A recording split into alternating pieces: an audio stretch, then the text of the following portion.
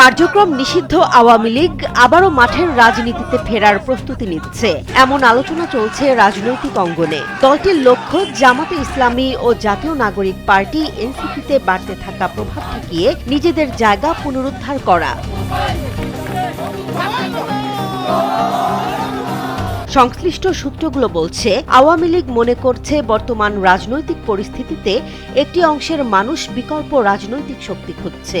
বিশেষ করে জামাত নেতৃত্বাধীন 11 দলীয় জোটে এনসিপির সঙ্গে তৈরি হওয়া দূরত্ব এবং বিভিন্ন ইস্যুতে বিরোধকে কাজে লাগিয়ে রাজনীতিতে ফেরার সুযোগ নিতে চায় দলটি।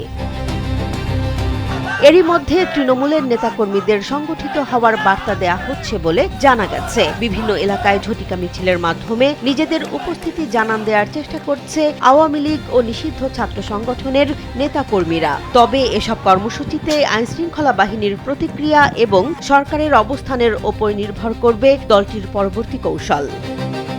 তবে আওয়ামী লীগের সামনে সবচেয়ে বড় চ্যালেঞ্জ হয়ে দাঁড়িয়েছে জামাত ও এনসিপির অবস্থান।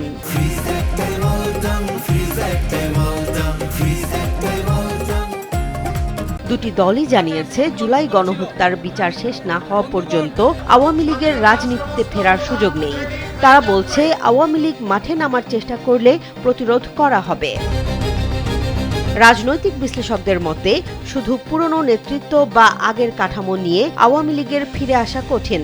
তাদের মতে, রাজনীতিতে ফিরতে হলে দলকে নেতৃত্ব, সংগঠন ও ভাবমূর্তিতে বড় ধরনের পরিবর্তনের বিষয়টি বিবেচনা করতে হবে।